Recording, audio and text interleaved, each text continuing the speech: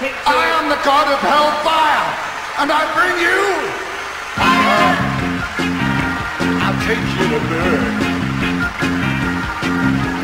Fire. I'll take you to learn.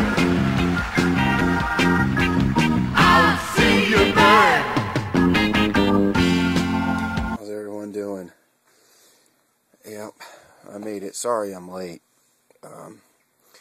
Actually, I've been sick. Last Tuesday, my boys got sick over the last week and over the weekend, and then Tuesday I came down with what they have, and it just hit me a lot harder. So since Tuesday, this is the first day I've actually been out of bed. And yeah, I'm gonna, trust me, as soon as I'm done doing this, I'm going right back to bed. I feel awful. So great, my dog's going crazy. She's just being stupid. But enough of that. Here we are at K for Kindle, chosen by Richard, Horror Show 3000. And man, he did it. This is an awesome word. Really put me through the ringer with some of the things because, as you know, I'm also doing Bonds, trying to get a Bond movie in each one, but different Bonds, so hopefully get all of them. Anyways, these are all the movies that have fire started. Queen of the Damned, Akasha can start fires with vampires, burst vampires into flames just by snapping her fingers, so she uses them for kindling. And Vamp, if you remember, at the end, near the end when he was... Oh God, I'm sorry guys, I can't remember names right now, my head is hurting so bad. Anyways, he's in the bar scene, or the strip club, obviously the whole thing is filmed there pretty much. But he's, you know, asked for a last request, and he takes a drink, and he's like spilling the drink all over the place, and he lights the place on fire. You know, there you have that.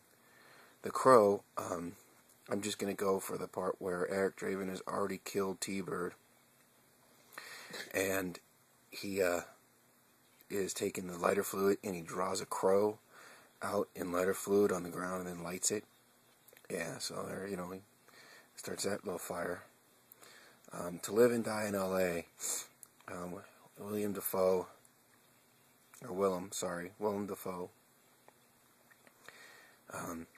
gets chased back to his place where all his equipment is for counterfeiting money, and he ends up lighting the whole place on fire and sitting there, and then he goes and he knocks down the one cop who, William Peterson's friend, I can't remember his name, I think it's John Pankow. I think that's who was the one that plays his partner. Anyways,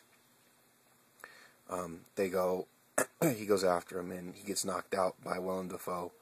And then Willem Dafoe throws a bunch of shredded paper and stuff on top of him to light him on fire. But the guy gets up and shoots him, and then Willem Dafoe accidentally drops the piece of paper that he was going to light him with, and it falls down into some of the chemicals that are beneath him, and he ends up lighting himself on fire. Got to see this one, man. This was crazy. Yeah, when this girl, right there, she goes into the little, I think it's anyways, it's an ATM kiosk, okay, that you see on the streets or whatever. And she walks into inside of it, and to hopefully get someone's attention, like, you know, start fire extinguishers or a sprinkler system or something on, she ends up knocking all the papers and everything off into the trash can and lights that on fire. All it ends up doing is successfully just smoking her out. Doghouse. Oh crap. Yeah, when they had the I don't know if I'll show it. No.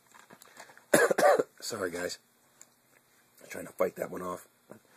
It's when he takes the squirt gun and fills it with fuel, remote control fuel, radio control car fuel, and he's using that as like a flamethrower, you know, an impromptu flamethrower. This guy has one of the little guns, and yeah, he ends up lighting this one chick on fire. Yeah, it's pretty cool. You have Mad Max, where you got Johnny. Goose had a motorcycle accident. He's walking down the road, I guess, runs into somebody, borrows their truck to take his bike back, and he ends up getting ambushed. And so he's upside down in the truck, and Johnny and some of the other guys come over and light him on fire inside of the truck. The scene I'm going to pick from Dog Soldiers is where he takes the can of hairspray, and he's got the lighter, and he's using it to fight off the wolves. That was pretty great. In Hatchet, it's where the legend of Victor Crowley is told, when he was in the house and the kids came over and they were throwing the fireworks and they accidentally started a fire. And it ended up burning, and his dad accidentally buried a hatchet in his forehead. Yeah, a lot of accidents there. The Thing, come on, so many. They're running around with flamethrowers, igniting all kinds of shit on fire. That's awesome. And Richard, this is for you, dude. I know how much you like this movie. So the scene where he takes they're trying to board the house all up, and then he takes that couch or that chair, and he puts the lighter fluid on it, lights it on fire, and kicks it out to keep them away, the zombies away. Yeah, that's the scene I'm picking for that.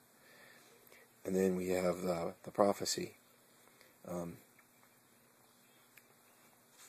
Christopher Walken ends up lighting dude on fire. One of his own. He bursts him into flames. Just to cover him up, because no one's supposed to know that angels are here. Alright, so there we have an explanation of the background. I have 2 honorable mentions outside of the background. I know it's all honorable mention, really, but shit, I'm just explaining this. Forgive me, guys, I'm not feeling good. Alright, so we have first one we're going to pick is show you is Master of the Flying Guillotine. The one-armed boxer goes and he traps the Muay Thai fighter in the house that has metal plating for floors, and he has his students ignite the kindling and everything in the wood underneath, and that causes the floor to heat up because the Muay Thai fighter fights barefooted, so he does that to gain the advantage. It ends up taking him out. Really cool movie. I love that movie. And we have this one. I'm just going to say something really quick about it. And that's Fright Night, because I'm not sure how many of you have actually seen it, so I don't want to give anything away. But all I'm going to say is anybody that has seen it will get this. Charlie? Yeah. Flame on. Everybody that's seen it knows exactly what I'm talking about. Okay, now for my picks, my ultimate picks. I'm picking 2. One, yeah. Well, here I'll just show this. Okay, my number 1 pick is going to be Interview with a Vampire, when Louis, played by Brad Pitt, and in fact that's the scene right there, goes and ignites the Theatre de Vampire on fire because he's going out of there for revenge for what they did to Claudia. Yeah, just a cool scene. So he ends up just burning the whole place down.